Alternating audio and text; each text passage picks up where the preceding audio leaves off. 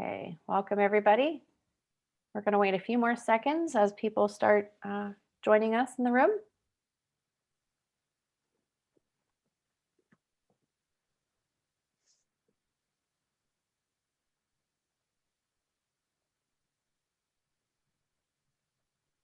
In the meantime, while we're waiting for people to trickle in, I ask and apologize in advance if you joined us yesterday. I'm probably repeating myself 16 times. Please make sure that your name in the participant list is reflected with first and last name. That makes it helpful for us when we are reporting continuing ed credits so that we know exactly who you are. So if you have like your company name or just a first name in there, please just make sure that you edit it so that it's showing up correctly. We ask that you stay muted during the presentation, and I'm sure at the end there will be an opportunity for questions. You can do that either via chat or by unmuting yourself at the end.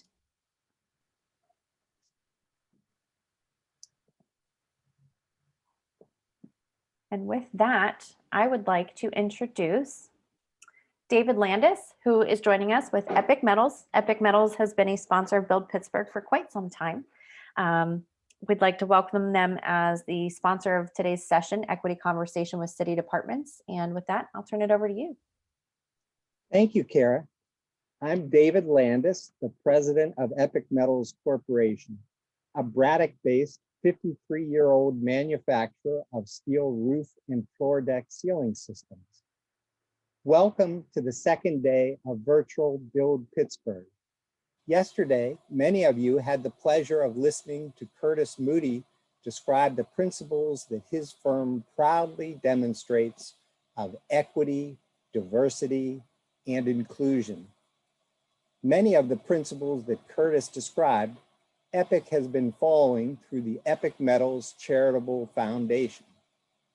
The foundation has been contributing to the Greater Pittsburgh Community Food Bank for 20 years. Since 2006, Epic Metals has hosted with the Carnegie Mellon University School of Architecture a competition to encourage the students to explore their creativity with new innovative designs. Epic awards scholarship funds for the first, second, and third place winners each year. Epic became a member of the U.S. Green Building Council 17 years ago and is also a member of the Green Building Alliance. Our commitments to sustainability have included the installation of solar panels at all of our facilities. To date, we have generated over 2 million kilowatt hours of solar energy that has reduced over 2 million pounds of CO2 emissions. The 7 electric vehicle charging stations that Epic has installed have eliminated the burning of over 7,000 gallons of gasoline. The Epic Metals home office is heated and cooled with a geothermal system. Epic has invested in 3 vertical axis wind turbines along the Monongahela River to use wind energy to create the electricity used for the lights of one of its buildings. A pervious paver parking lot reduces stormwater runoff. The specification of Epic Metals on the barrel vault roof deck ceiling systems at the Pittsburgh Airport, the Pittsburgh Convention Center acoustical roof deck, the Carnegie Museum Dinosaur Hall roof deck ceiling system, and many other projects at schools and universities enable Epic to continue our commitments to the Pittsburgh community. Last year, I joined the Braddock Carnegie Library Board of Trustees. The Braddock Carnegie Library was the first library that opened in the United States funded by Andrew Carnegie. The Braddock Carnegie Library is a historic landmark that is over 130 years old. You may have read an article in the Pittsburgh Post-Gazette which described the fundraising campaign currently in progress to renovate the library. These renovations will enable the library to become ADA accessible and many other improvements that will ensure that the library can continue to provide equity to the communities that it serves. It is my pleasure to be providing the introduction to to the equity conversation with city departments. And I'll turn it over to Sarah. Thanks, David. Good afternoon, everyone. I think first we want to do some introductions of folks that we have on the city side. I'm Sarah Kinter. I am the Director of the Department of Permits, Licenses, and Inspections. I'll kick it over to Dave. Hi, I'm Dave Green. I'm the Assistant Director for the Construction Division of the Department of Permits, Licenses, and Inspections. I also serve as the Building Code Official. I'll pass it over to Andrew. Hi, everyone. I'm Andrew Dash. I am the Director of the Department of City Planning. I'll turn it over to Karina. Hello, I'm Karina Ricks. I'm the Director of the Department of Mobility and Infrastructure in the City of Pittsburgh. All right, thank you. My job in this presentation, I think, is to frame this equity conversation from the lens of city development departments that you likely interface the most with in your role as design professionals.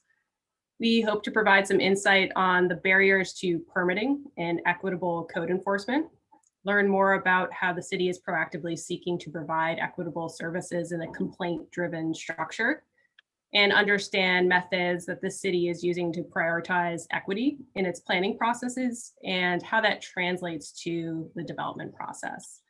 So first, when we talk about equity specifically, we're talking about the role government can play in advancing racial equity in the city of Pittsburgh. So the goal is to focus on policies, institutions, structures, so that race is not a factor that predicts one's success, while we work to improve outcomes for everyone in the development process. So to be clear, we're not talking about individual racism or acts of bigotry. We're talking about policies, practices, and procedures.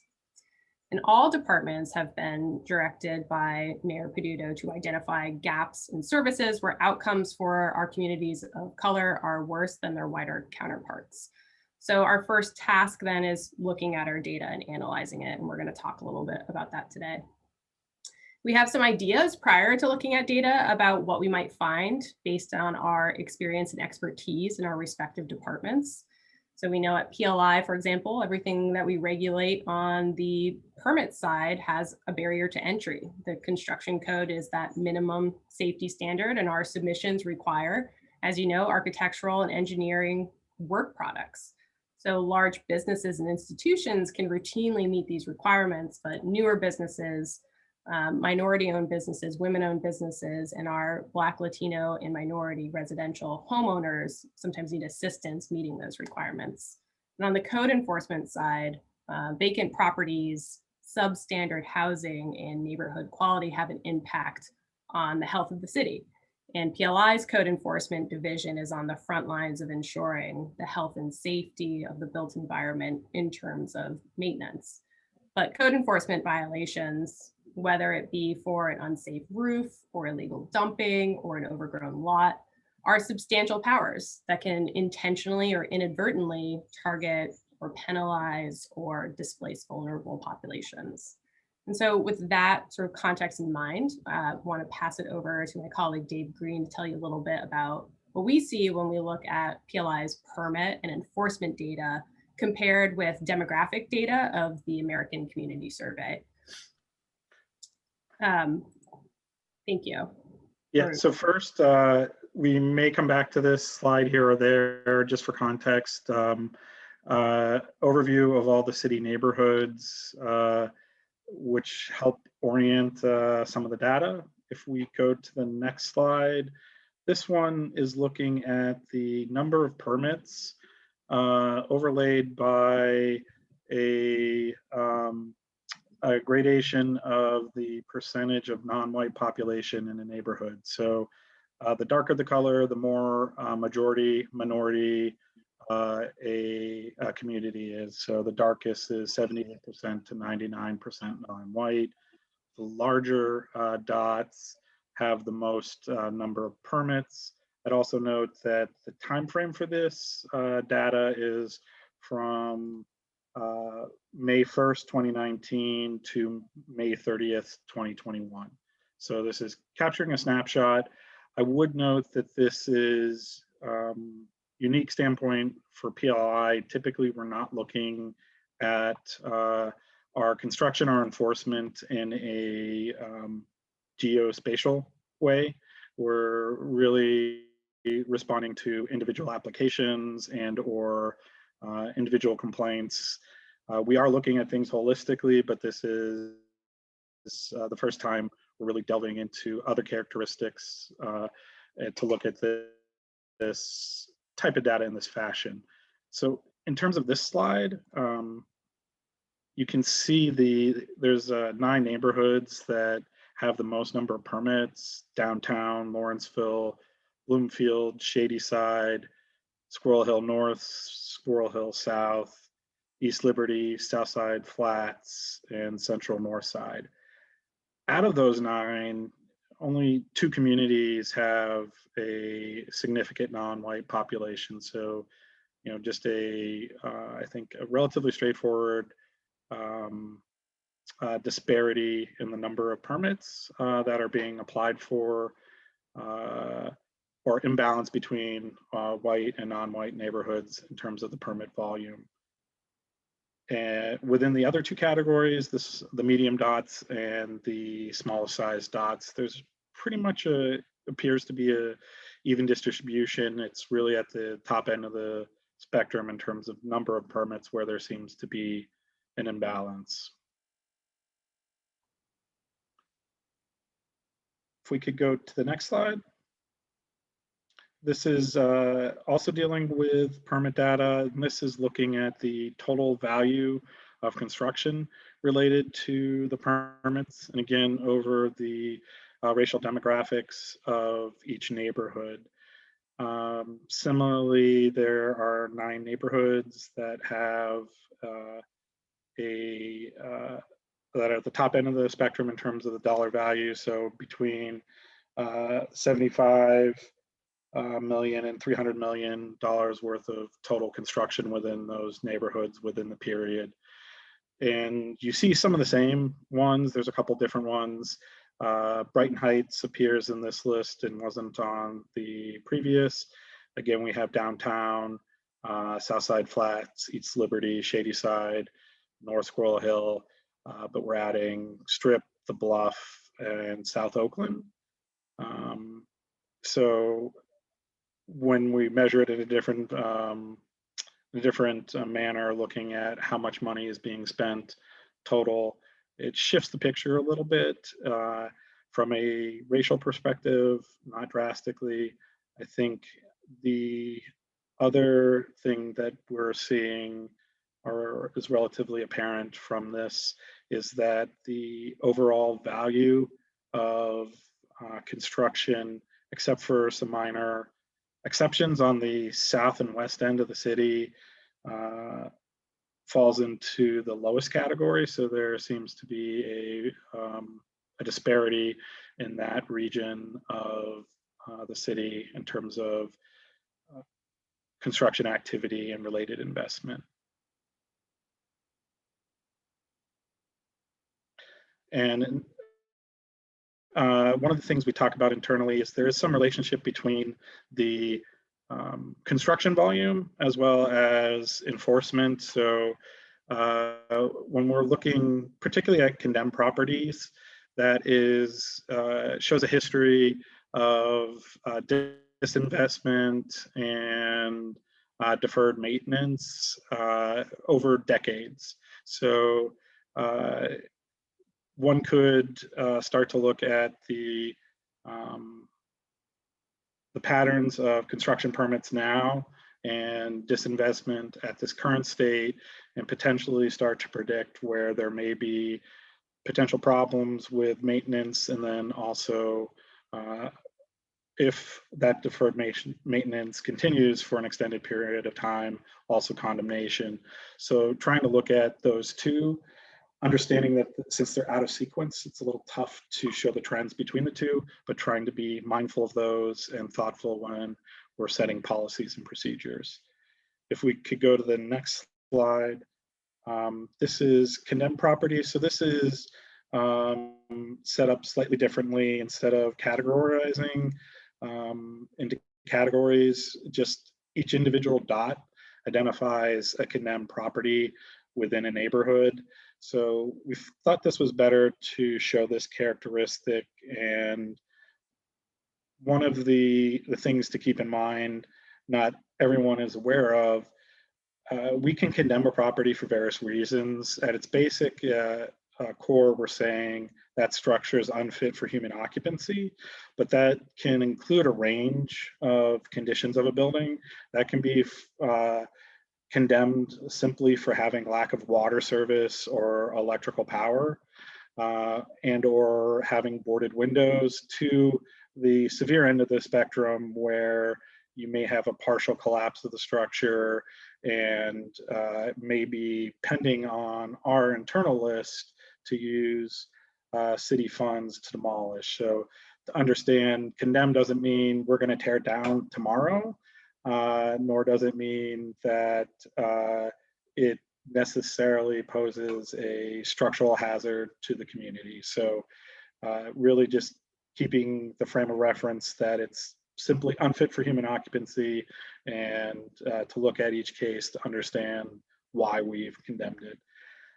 But when you look at this particular data set overlaid, it's readily apparent that there's a higher concentration of condemned properties in your minority majority neighborhoods. So the darker colors on the graph constitute higher concentration of non-white population, and those are also corresponding to heavy concentration in number of condemned properties.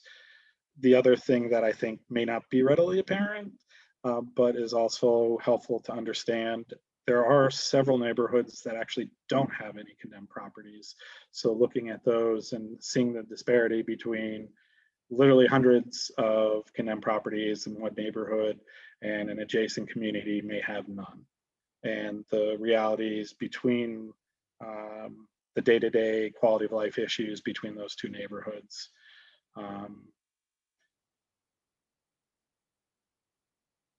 And then if we could go to the next graph.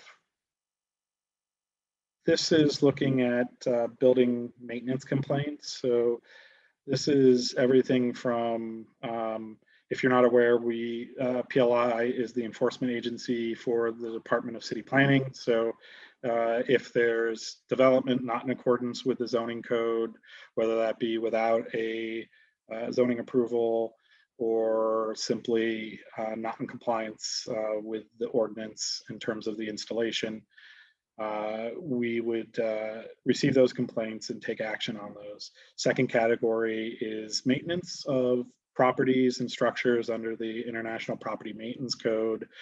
And then the last category, similar to the general city planning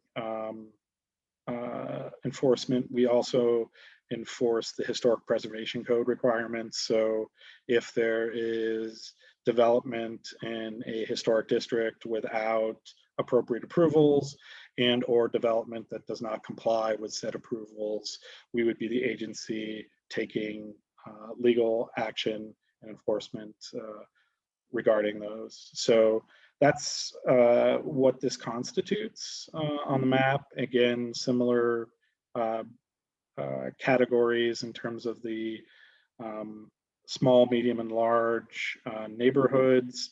These, I didn't note before, but these are looking at the data points, looking for categories to have a typical bell curve on the data. So having majority of data points in the medium category, at the smaller equal percentages on the small and large.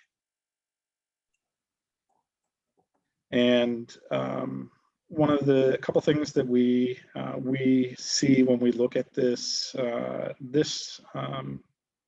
chart in particular is that most of the complaints seem to be concentrated in neighborhoods that don't have a high volume of condemned structures.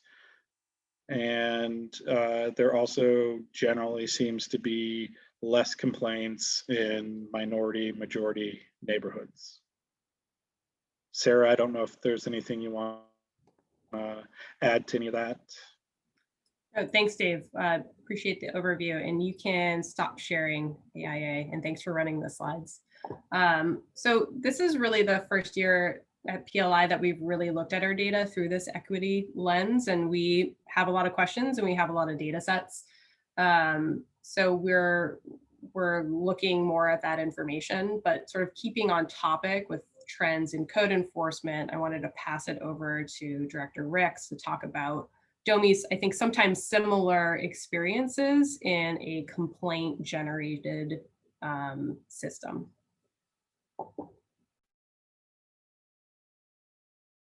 Thank you. Let me see if I can figure this out to screen share. Bear with me. Guess I have too many things open. All right, let's see if this works. Looks good so far. Okay. But you're seeing it there. That hopefully looks better. Yep. Maybe. Okay. So I just want to talk a little bit about how we are taking another look at a very popular program that we have brought to the city in the last couple of years, which is our traffic calming program. So you already know this, just some general facts and figures about the city of Pittsburgh, about 300,000 people. We're about 2/3 white, 1/3 people of color, various distributions, about 3% Hispanic, 9% foreign born, 19%, a little more than 19% of our residents are below the poverty line. And what that often correlates with, not exactly, but it often correlates with the lack of an automobile. So we have about 23% of Pittsburgh households that lack access to an automobile. Many of them because of economic conditions, some of them because of choice.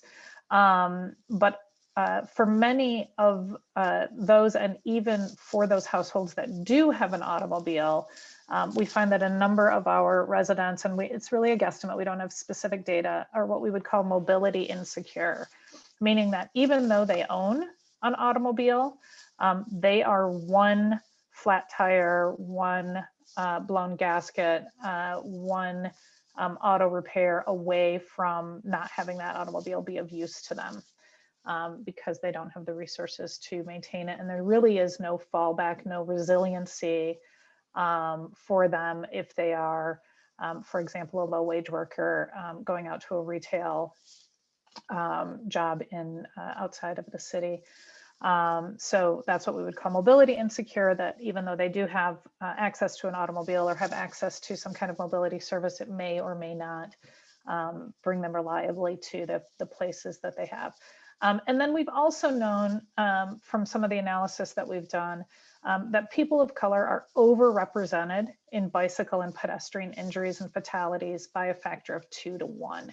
That doesn't mean that there are 2 times as many people of color being struck and injured on our streets, but as a portion of the population, they're overrepresented relative to their population numbers. And that is unfortunately a statistic that bears true over the nation, and unfortunately is also the case with us. Part of what is contributing to that is, again, that we see a lot of correlation between poverty levels, which often correlate with the transit dependency or lack of an automobile, and race. And so this is a helpful map to me that shows this intersection between, in particular, African Americans and poverty rates in the city of Pittsburgh. And so we see that there are some places where you have both a confluence, the concentration of poverty and the concentration of people of color. These also happen to be the places where there's a concentration of people who are relying on transit, relying on walking, relying on bicycling as low-cost modes of transportation. And given those increased numbers of pedestrians, transit riders who are pedestrians, and bicyclists, they have a higher rate of exposure to traffic, to vehicles, to what is increasingly being called traffic violence. where they could be killed or injured traveling on their neighborhood streets trying to meet the needs of their daily life. So similar to what Sarah and Dave were talking about, we have also looked at sort of what is our distribution of resident service requests. So these are the 311 requests that we get. Specifically, this is a whole host of different requests that come to us. Many, the vast majority of our requests are traffic safety requests. So there is a down stop sign, there is some other missing signage, there is a crosswalk that needs to be refreshed and marked, there is sidewalk repair that is needed, although we can talk some more about the sidewalk role, which all of our departments kind of have a role to play in. But those are the different kinds of requests. And again, if we look at those same areas where they're the concentrations of African-American residents in poverty, we see that in most of these areas, we're not seeing a whole lot of service requests coming out of them. So this is similar to what Dave has indicated. This bears true for our traffic calming program as well, which I'll talk about in just a little bit. We are about to release in the coming days, weeks, our pedestrian safety action plan. And so this was an analysis, it's a very data-driven plan that we did looking across the city, and we said, where are the places that we have this higher exposure? So this is the high risk streets. The distribution is for where we have a higher density of residents. So density plays a role, which is why you might not see as much correlation here, because some of these neighborhoods tend to be lower density. But where density plays a role and where we have significant higher speed streets. And so we can see again, there's some correlation between where those high risk streets are, but when we take it down a level, I didn't change the title of this. These are high need streets. So this is when we start to look at where are those transit dependent, walk dependent, bike dependent neighborhoods, and the principal streets within them that have higher rates of speed, have higher motor vehicle volumes on them, just where the rate of exposure between persons walking or biking and persons traveling in higher volumes of motor vehicles, where is that point of conflict where they're really kind of finding themselves in the same place, competing for the same space, and where we're starting to see communities that really need to cross these streets to get to bus stops, really need to bicycle along these streets to get to job opportunities or to higher frequency transit, where they really need to walk in these streets to get to open space or schools or grocery stores or other kinds of destinations. And so we've prioritized this network as places, and you know, for not coincidentally, but a little bit of a challenge for us is that a lot of these streets end up being the higher order streets. So these are places where we have higher volumes of traffic, we have transit service on many of these, we have lots of demands going on them. And it just makes it a little bit trickier than your local residential neighborhood streets to traffic calm. So some of these streets on that map are streets like 2nd Avenue in Irvine and Hazelwood, where you can see very heavy truck traffic going on a residential street, where you can see, you know, we've had residents actually, you know, staging demonstrations because of the lack of sidewalk infrastructure, adequate sidewalk infrastructure to allow them to walk safely and in a protected way on these streets. This is a state route. And so that's a conversation, you know, a whole other realm of conversation about the role of the state in providing safe pedestrian accommodations and safe facilities. Center Avenue, Wiley Avenue, Bigelow Boulevard up in the Hill District is another one that you can, if you go back to that map, and you can see these are long straight streets. They've got long view corridors on them. And that tends to lead motorists to travel a little bit faster, maybe pay a little bit less attention to, you know, a child that might be on a bicycle in that street, as you see in this picture. You know, are you really noticing that? Are you really paying attention to those other street users? Again, heavy transit dependency, the need to get to and from bus stations. So in response to these, we, in response to that need to improve pedestrian safety, we created the Neighborhood Traffic Calming Program. The Neighborhood Traffic Calming Program is predominantly oriented toward neighborhood, lower speed, lower volume neighborhood streets, but that didn't really mesh up with the areas of need that we saw, which tended to be these collector streets, arterial streets, higher volume streets that also needed that. So we then have amended that to the Traffic Calming and Safety program so that we can really look at ways to create pedestrian accommodation. And so, you know, to be considered for the Neighborhood Traffic Calming Program, we have these criteria. Generally, the street needs to be owned by the city of Pittsburgh, which, as mentioned, raises some concerns about some of these major streets that are actually state routes and are owned by the state. It's not to say we can't do traffic calming on them, but it raises additional barriers to doing that. Generally, they can have a maximum of 2 travel lanes, which again is fairly restrictive in that, and in particular, the higher volume, higher speed streets that we see slicing through some of our more transit dependent, lower income communities of color, that they need to have a speed limit of 30 miles an hour or less, which is the majority of our streets in the city. They need to have at least 1,000 vehicles per day. We only put that threshold because if they're very, very low volume streets, perhaps the need is not quite so great.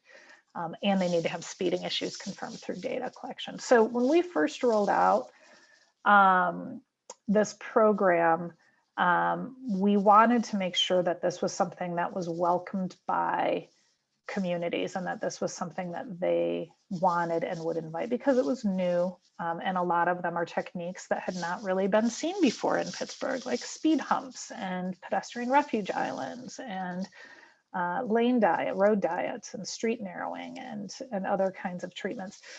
So we wanted to make sure that it was something that people wanted. So for our version 1.0, which we've had going for the last couple of years when we first introduced this program, we said, okay, if you want traffic calming on your street, you need to submit a petition to do this. So we had an online and a paper petition form.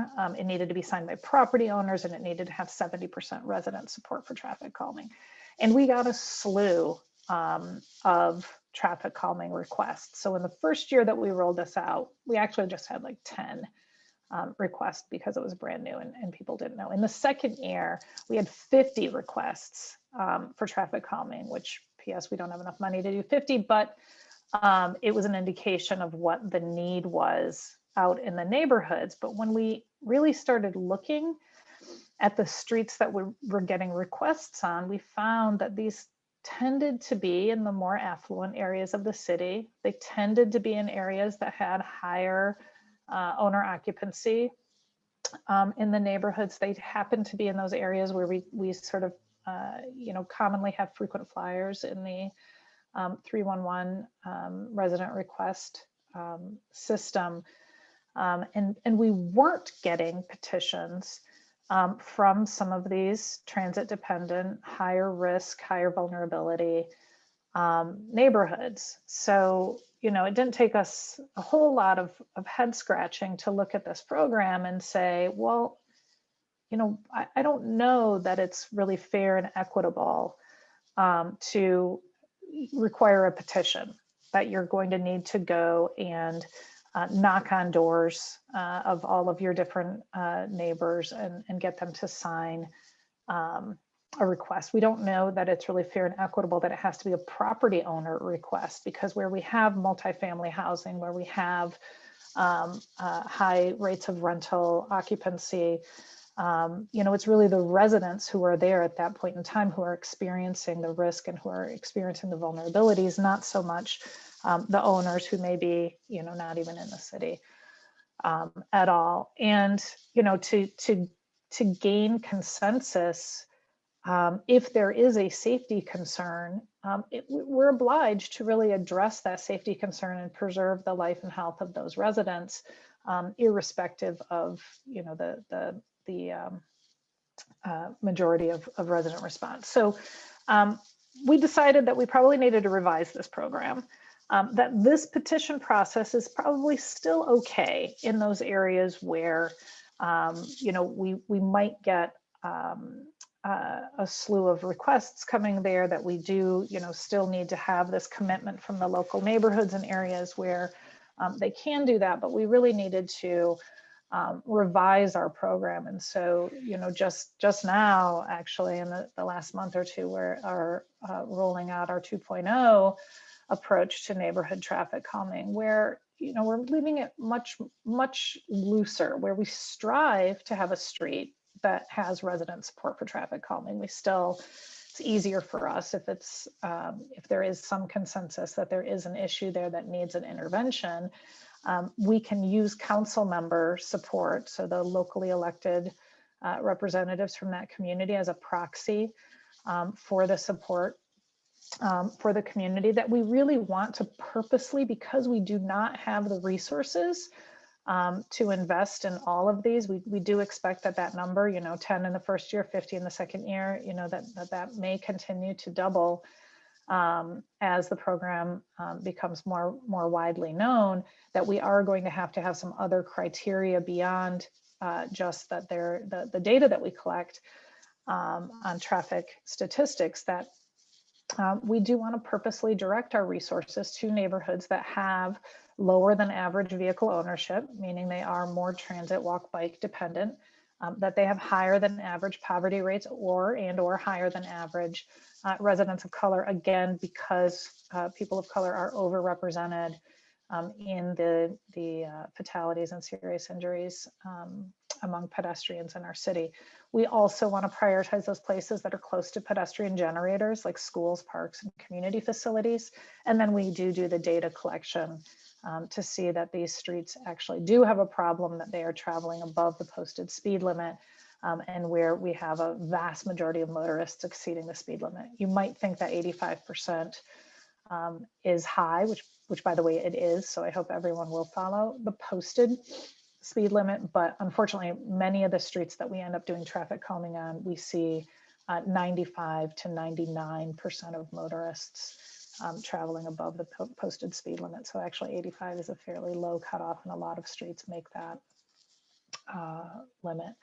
So some examples, you know, of where this works. We did a project a few years ago where we really worked with the community on Lincoln and Frankstown Road. It's near a school, really identifying, you know, what is needed on that corridor, what are the interventions, where are the students crossing, what is needed in this area, and so what interventions can we do. We then put out a series of interventions that included sort of pedestrian refuge islands and expanded crosswalks and broader widened curb extensions. And we have seen then, as we've done our data collection, we have seen really effective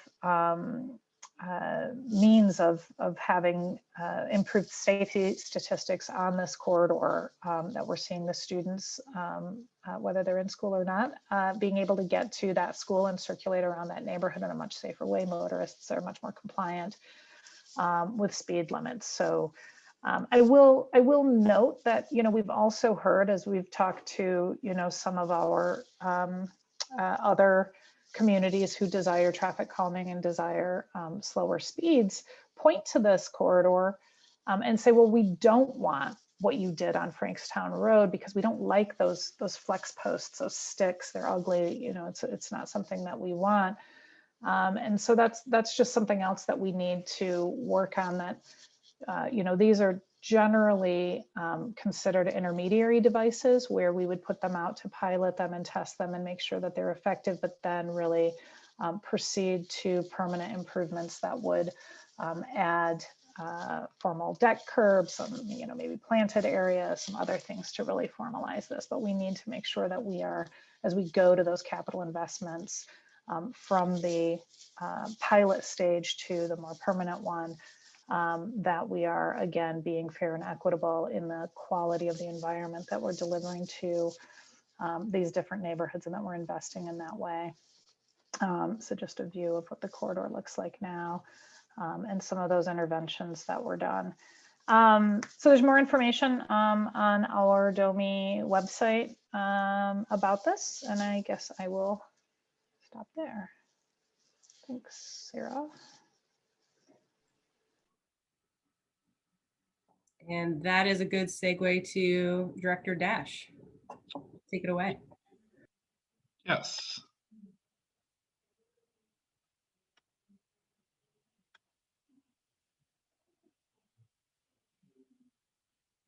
All right. So I'm just going to try to quickly cover a couple of places how we're thinking about city operations and equity in city operations in the Department of City Planning. Our role is really around land use. So it is, you know, in relation to the work with our sister agencies in PLI and DOMI, really we are focused on, you know, what the future of our neighborhoods look like and how that translates into the public process around development and in the zoning code. And so, and how through those things, can we really work to achieve equity while also thinking about how we create sustainable and thriving neighborhoods.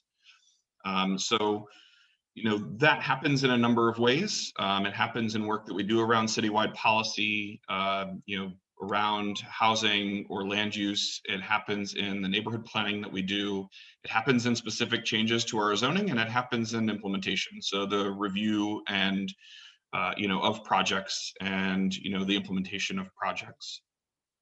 And so as we start to think about, you know, equity for the city of Pittsburgh, that happens in 3 ways. And I'll give some examples of how we've looked at all 3, or how we're trying to look at all 3. And that's really around the idea of equity and engagement, equity and process, and equity and outcome. And so, you know, part of that is really looking at, you know, at the city, even historically. What's on here is the correlation between historic redlining and the decline that we saw as a city over generations, where, you know, in those areas that were considered to be the best neighborhoods under redlining, you know, they only lost 6% of their population as the city declined from 1950 to, you know, to the present day. But we lost 75% of our population in those areas that were historically redlined, and those areas were historically redlined based on race. And so, obviously, there's a history that informs our present that we have to look and try to address as to how the city, you know, these policies have affected the city, but specifically Black Pittsburghers. And then trying to look at how we approach that in citywide planning is taking a look at displacement and vulnerability to displacement. This doesn't look very different than the circles that were on Director Rix's map, you know, where, you know, we you know, used some metrics to define where are the people, you know, what are the characteristics of the people, and where are the areas where people are most vulnerable to being displaced. And then looking at our citywide planning work and focusing our engagement in those areas, as well as focusing the policies that come from, you know, from those, you know, focused on those areas. Looking more to neighborhood planning and how we do that. A lot more of that gets from understanding data to our discussions with residents. And so in that case, specifically forming groups within our planning processes to look at equity and what equity means in the different sections of our city. So in the work that we were doing in the Oakland plan, obviously equity looks different there than the work that we're doing in the Hill District. But, you know, being able to work with those communities to understand, you know, what that is. In Oakland, it's been a lot around historic communities, historic Black communities in Oakland that have been displaced, you know, relative to the work that we're doing in the Hill District, where it's focused more on the population that is you know, within the neighborhood today. Another place that we've done that is, like I said, around engagement. So we did, as a city, create a public engagement guide and set forth our values and our goals for public engagement, and how we think about equity and how we value the input that we receive from the public, and how we respond to that, and trying to make sure that the communications that we have with people are open and transparent. And then during the pandemic, we've tried to, we've had some ways that have been almost forced by necessity, but have really expanded our opportunity to be able to do that. And one of those ways has been Engage PGH, which is the city's online engagement portal, where we've been able to become more transparent with a lot of the information that we can share on a project, be able to share more data with the public, and be able to have different ways to receive feedback. Looking more specifically to the permitting zoning side, where I think a lot of the people that are in this meeting relate to us, we have increased our transparency around just increasing the opportunity for virtual boards and commissions, access to information through our Civic Central platform, which we share with permits, license, inspections. Thinking about ways of different types of equity, like how we simplify physical access improvements and the process for those for primarily people with physical disabilities, and thinking about ways that our zoning code can change to either lower development costs or expand options for people from an equitable perspective. And that's thinking about reducing parking requirements to cut that as a potential a mandatory cost of residential buildings. That's looking at inclusionary zoning. That's looking at incentive-based systems to incent the things that are coming from communities in their planning work. And I think there are a lot of things that we can freely admit that we're not doing, or that we're thinking about doing, but we haven't figured out the right way to do yet. And so, we have thought about how, we use our engagement platform to, to better share information with residents around development projects that are in the process. We've thought about ways, and this is something we've thought about with PLI, is thinking about things like how we create more process guides to be able to help people who don't necessarily have the the information or the education necessarily to go through our permitting process. How do we think about changes to our code and other things that might affect that process? Whether that is to what we do with folks like our things like our zoning board. If our zoning board is consistently approving things time over time, but we're making residential owners who may not have the means to be able to go through a process to have to go through that, how do we start to think about changing some of those things?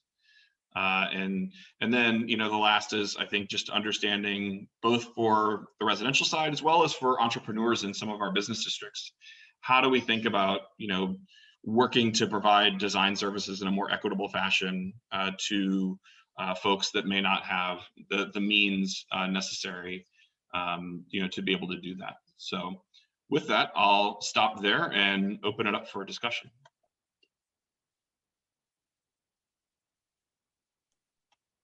I think with the number of people we have, you can be free to unmute yourselves and ask any questions if you have any. Or if you'd feel more comfortable, you can also put it in the chat.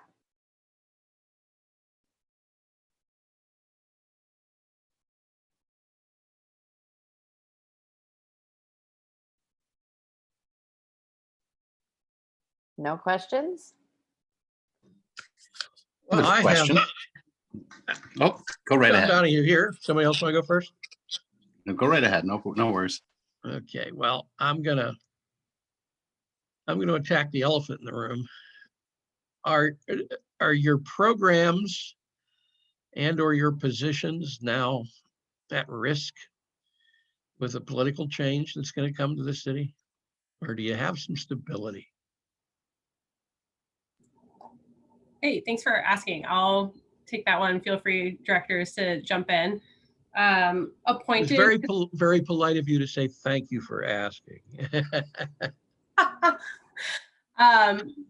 Director positions are appointed positions, so new administrations can certainly have the ability to replace appointed positions. I think that the goals that we're talking about really aren't going to change. And I think our mindset is that we have a lot to work on, and we're going to continue to work on that, regardless. So, feel free, Director Ricks and Director Dash, to augment, add, or just give a thumbs up. Are some of these programs or all of these programs simply initiated through department efforts, or do some of them have some, legal staying power that they're codified through council or something like that? That's a great question. We all have sort of different jurisdictions, and I'll let other directors talk about their jurisdictions. But for PLI, we really have focused on the operations of our department and making a foundation so that we can be fair in all the applications that come before us and treat them equally. But we're recognizing and looking at issues of equity that targeted approaches are necessary. And so the policy approach to that does require review by the legislative branch of the city. It can't just be a unilateral PLI policy, just given the implications and the potential impact that would have to applicants, considering that we are doing this in a first in, first out approach generally. Yeah, from city planning's perspective, a lot of our the planning commission and city council do control a lot of the work that we do. So whether that is adopting the plans and policies that we create, whether that's through, which is typically through our planning commission, or the adoption of our regulations. And so when I talked about zoning code changes, or those plans, or what are that are usually approved by the planning commission, are then what's informing those zoning changes, or those things that I talked about that are going through the city council, and they're the ones that are ultimately approving that. So in both places, whether that's future decisions that we're making or future applications that we're reviewing, that they would be subject to those things that the city council and planning commission have approved. Yeah, and I would say from Jomi's perspective, a lot of what we do is based on the capital budget. So the investments that we make in traffic calming or in other safety improvements are allocated by city council. So that's a process that we go through every year and has its own twists and turns to it. But we don't expect that process will change substantially. And we know that safety and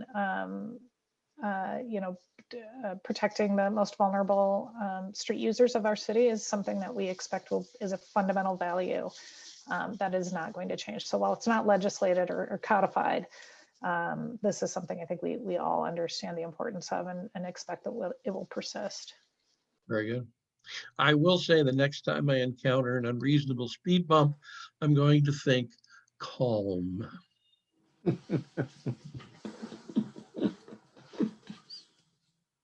Thank you for the great presentation, first off. So I have so many questions and so much dialogue I'd like to have on this. The first is, when it comes to affordable housing, what are some of the efforts and enabling legislation that you might need at the state level in order to advance some of these issues into increasing the availability of affordable housing, and perhaps utilization of the land bank as a pathway for increasing spaces and places available to increase the access to affordable housing? I'll just leave it at that, since that was a long question. Sure, and I can respond to that, and then others can jump in. There are a lot of things that we can do at a local level. And so the Department of City Planning 5 years ago did the housing needs assessment that, determined what the need was. And then, we've been able to follow up with our partners at the Urban Redevelopment Authority, creating the Housing Opportunity Fund, but then moves that the city has made relative to creating inclusionary zoning ordinances, both on the incentive-based side and the mandatory side. We've been able to do that. We're actually updating that housing needs assessment work right now to try to understand what's changed in the last 5 years as the real estate market has changed. to be able to think about how our local policies and codes can continue to adapt. I think that, you know, one thing that we've also heard in some of the neighborhood planning efforts that we've had is that people really have an affinity for the buildings that make up their neighborhood, but that there is more flexibility in the things that go on within them, and, you know, and how we can use that to address housing need as well. So, you know, one example of that was work that we did with Homewood with their community plan, and, you know, that those large four squares were really important to how people perceive their community, but understanding that there might be ways for individual homeowners to be able to create additional units out of their homes and make additional, you know, be able to help support themselves, or that, you know, that there were other ways, you know, as people have, you know, that might allow people to age in place, but also be able to generate income for, you know, for them as well.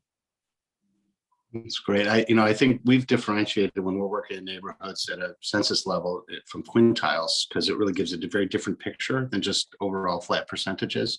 But it's really, I think, really critical that we distinguish the different needs, you know, what's necessary in the strip district versus what's necessary in other neighborhoods. It's very different. So I look forward to that work, Andrew. Thank you.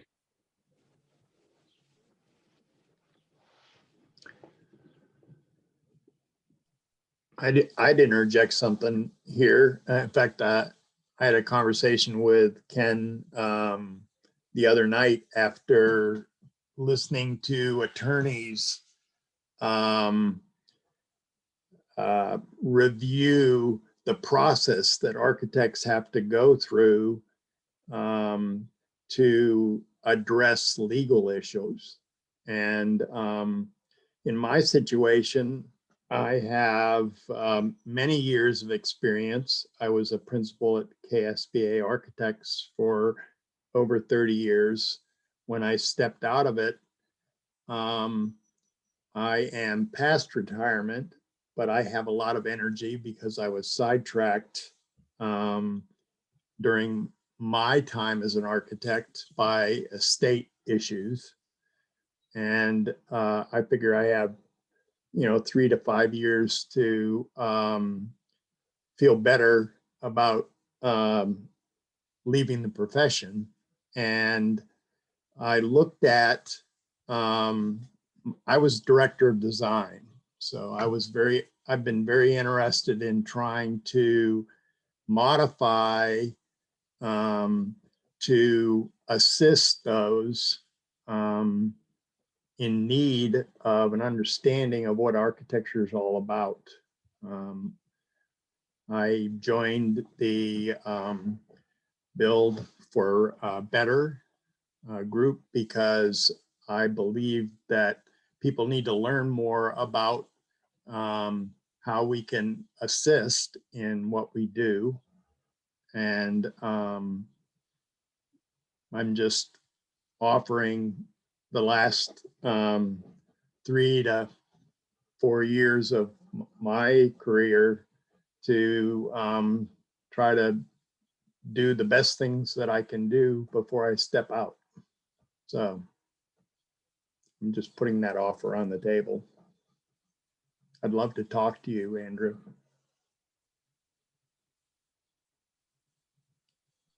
Great, we can definitely follow up.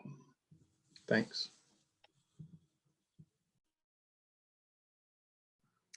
I see there's a comment in the chat. I don't want it to get lost from Kim, who said she's sorry if this was covered. I don't think it was.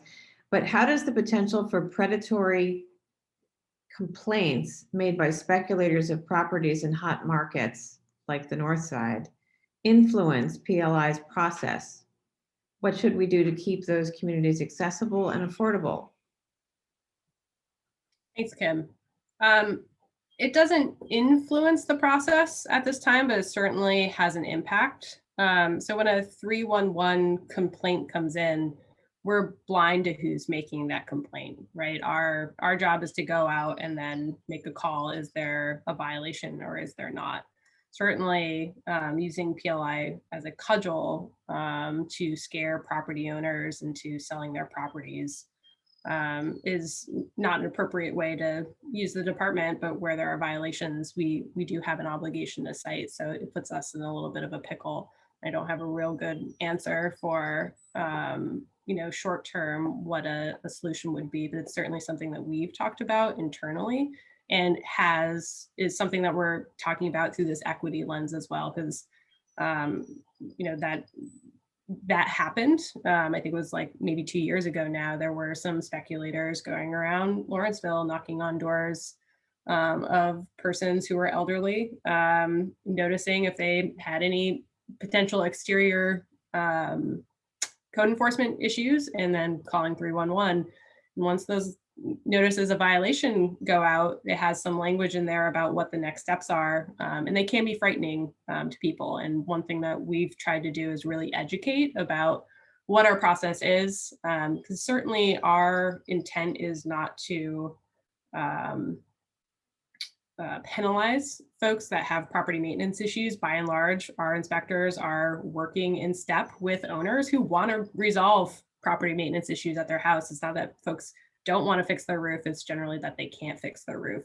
So we provide information about resources with our notices of violation, so that people can take advantage of those resources where they exist. But I think there's a lot of education on that front. And I do think that there's a gap in services that we really need good partnership on to connect people to architecture and engineering firms to meet code requirements, to get building permits and do work safely in the city.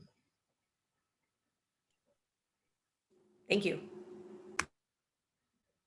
Well, thank you, everyone. With that, we are out of time.